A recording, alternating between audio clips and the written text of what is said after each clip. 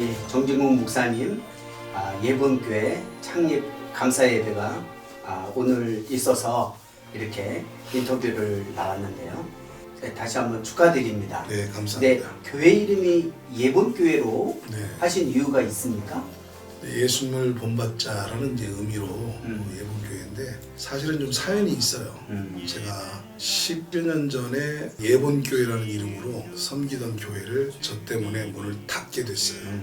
그 뒤로 한 10여 년 동안 좀 고난의 과정을 겪었다가 이번에 이제 하나님의 은혜로 다시 교회를 개척하게 되었고 교회 이름을 놓고 많이 고민을 하다가 하나님이 내 마음속에 어떤 음성을 주셨느냐면 비록 네가 예본교회 문을 닫긴 했어도 내가 다시 그 문을 열 것이다.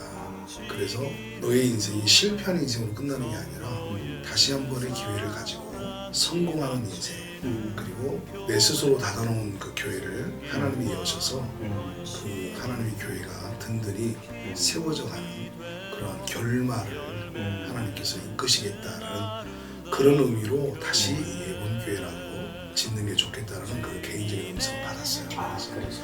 그래서 다시 예본교회라고 그렇게 이름을 지은 겁니다. 저랑 고등학교 동창이라 그때 생각이 나는데 고등학교 때 맨날 공부는 안 하고 성경책을 펴놓고 성경만 읽었었던 기억이 생생한데 그 고등학교 시절 때부터 이렇게 교회를 세우고 목회자가 되는 게 꿈이었었습니까? 그래, 먼저 우선 하나 좀 바로 잡아야 될 거는 공부 시간에 성경책 본 게 아니고 쉬는 시간 이제 점심시간을 이용해서 성경책을 봤고 고3 때는 이제 선생님하고 상담을 통해서 성경을 공부를 하겠다 개인적으로 그렇게 해서 이제 일반 공부 시간에도 성경을 읽고 또 신학에 관한 공부를 할 수 있었던 거고요. 교회는 중학교 1학년 때부터 다니기 시작했어요. 아버님이 어느 날 우리 예수 믿기 시작했다. 그래서 교회를 다니게 됐고 예수님을 만나게 된 거는 고등학교 1학년 여름 수련회 때 그때 예수님을 만났어요. 근데 그 수련회 마지막 날 소명을 함께 받았어요. 그래서 내 영혼이 구원받음과 동시에 이 귀한 복음을 나만 듣고 나만 구원받는 것은 너무 아깝다. 인생에 있어서 가장 귀한 일이 있고 복된 일이 있다면 복음을 전해서 그 영혼들이 구원받는 것이겠구나 이런 생각을 가졌는데 그 생각의 기저와 주변에 이제 목사님들과의 어떤 상담을 통해서 그것이 하나님이 나를 사역자로 부르신 소명이라는 것을 알게 되었고 그 이후로 그 좋은 일을 달려오면서 그 이제 친구들 단톡방에 글들을 이렇게 쭉 올리시는데 간증 섞인 그 글들이 정말 사람의 마음을 많이 울려요. 잘 표현은 안 했지만 말씀과 간증이 섞여 있는 그런 메시지가 깊고 좋다. 결국은 목사의 강점이랄까? 그거는 설교 아니겠습니까? 그래서 설교를 위해서 어떻게 준비도 하고 매주마다 강단에 설 때 그 각오가 어떻습니까? 10년 전에 교회 문을 닫으면서 하나님이 함께 문을 닫게 한 게 있어요. 제가 고등학교 때 예수님 만나고 난 이후 돈이 생기면 기독교에 관련된 책들을 샀어요. 그게 뭐 한 수백 권인데 그것들을 함께 하나님께서 다 한 곳으로 모아서 전혀 책을 보지 못하겠어요. 그 뒤로 이제 성경만 볼 수 있도록 하셨고 그걸 토대로 해서 꾸준히 성경을 연구해서 글을 쓰고 글을 남기고 하는 작업들을 해왔기 때문에 그런 것들이 이미 설교 준비로 녹아져 있어요. 그래서 어떤 본문을 잡든지 그 본문 안에서 그 설교의 내용들이 그대로 이해가 되고 선포할 수 있는 은사를 주셨기 때문에 메시지를 어떤 걸 전할 것이냐 또 어떤 본문을 전할 것이냐 하는 그것보다는 이 메시지와 이 본문을 통해서 어떻게 하면 성도들에게 이 말씀이 겉돌지 않고 그들의 삶 속에 또 그들의 마음 속에 살아서 숨쉬고 역사하는 역동적인 말씀이 될 수 있게 할 것인가 그것이 지금의 이제 다시 새롭게 목회를 하는 입장에서 제일 중요하다고 생각을 해요. 지난 10여 년 동안 하나님 나를 택시를 운전하게 하시는 과정 속에서 수많은 사람들 만나겠고 약 10여 년 동안 인생을 함축적으로 살았다고 볼 수 있어요. 왜냐하면 택시에는 다양한 사람들이 탑니다.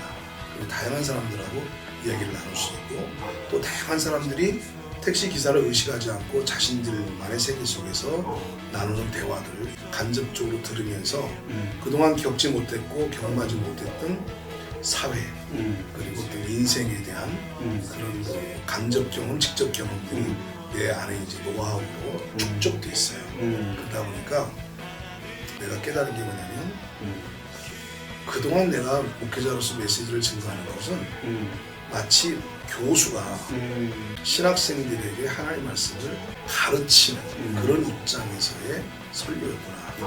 이런 것들을 많이 느꼈어요. 즉 현장감이 떨어진다는 거죠. 실질적으로 성도들이 어떤 문제로 고민하고 있고 또 그 말씀을 지키려면 이 현재 사회 속에서 어떤 불이익과 또 어떤 투쟁과 또 어떤 타협점들 이런 그 고민과 갈등 속에 있는가 하는 걸 몰랐던 거죠. 근데 제가 이제 지난 고난의 과정을 통해서 그걸 체험하게 됐고 겪게 되었고 많은 대화를 통해서 이해를 가지게 됐으니까 정말 중요한 것은 그들에게 이 말씀이 위로가 되고 소망이 되지고 그리고 또 도전이 되지고 그래서 삶 속에서 역동적으로 살아서 메시지가 숨 쉴 수 있도록 하는 것이 제일 중요하겠구나. 그런 것들을 마음속에 매일 생각을 하죠. 네, 아주 정말 감동이 되는데 이 교단이 성서 침례 교단이더라고요. 네. 성서 침례 교단도 정년이라는 게 있습니까? 없어요. 이게 성서 침례 교단이라기보다는 성서 침례는 개교회를 중시해요. 그래서 교회 자체적으로 독립교회에서 교회가 행정해 가도록 합니다. 교단이라기보다는 그 개개의 교회가 독립교회가 모여서 친교하는 거죠. 그래서 친교회라는 개념, 교단의 개념이 아니고 친교의 개념입니다. 예, 그래서 교단의 간섭이나 또 어떤 노예 같은 어떤 또 중간 체제가 있어서 또 간섭을 한다든가 또 통제를 받아야 된다든가 이런 게 없어요. 그래서 정년 퇴임이라든가 이런 것들도 없어요. 그냥 성경대로 하나님 부르시고 하나님 사역을 허락하실 때까지 일을 감당하는 거죠. 예를 들어서 제일 유명한 우리 성서침례교회 목사님 가운데에 불광동 교회의 목사님이 계셔요. 그 목사님은 지금 꽤 연세가 되셨죠. 연세인데도 여전히 목회를 왕성하게 하고 있고 더 깊은 영성으로 성도들에게 더 깊이 있는 메시지를 살아있는 메시지죠. 자신의 인생을 통해서 완전히 자체화되어진 그런 메시지를 증거할 수 있기 때문에 그런 면에서 성경적으로 상당히 큰 장점을 가지고 있다. 그렇게 말할 수 있죠.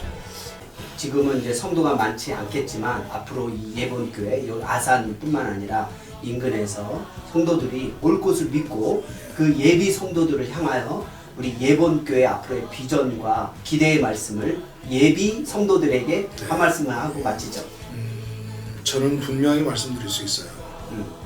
하나님께서 저를 오랜 세월 동안 연단하게 하신 이유가 분명히 있고 그 연단의 과정을 통해서 깨닫고 제가 또 깨지기도 하고 빚어지기도 하고 다듬어진 부분들을 통해서 하나님을 믿는 사람들이 그 예수의 형상으로 빚어져 가고 다듬어져 가는 것을 신학적으로는 성화라고 그러는데 많은 사람들이 예수를 믿어도 변화되지 못하는 모습들을 우리가 많이 보잖아요. 세상 사람들도 너와 같지 않겠다 이런 얘기를 하게 되죠. 그래서 예수 믿으면 변화되는 것이 너무나 자연스러운 일인데 지금은 그 자연스러운 모습을 보기가 어렵다. 그래서 저희에게 주신 비전은 저희 교회 오시면 어떻게 해서든지 예수 안에서 참된 변화의 길 함께 모색하고 또 함께 도움을 주고받고 같이 세워져서 정말 예수 믿는 것은 이렇게 놀라운 실제적인 삶의 변화를 일으키는 살아서 역사는 그것이 예수 믿는 거구나 하는 것들을 느끼고 체험할 수 있도록 이끌겠다 또 이끌 수 있다 이렇게 말씀드릴 수 있습니다. 네, 감사합니다. 네, 감사합니다. 네.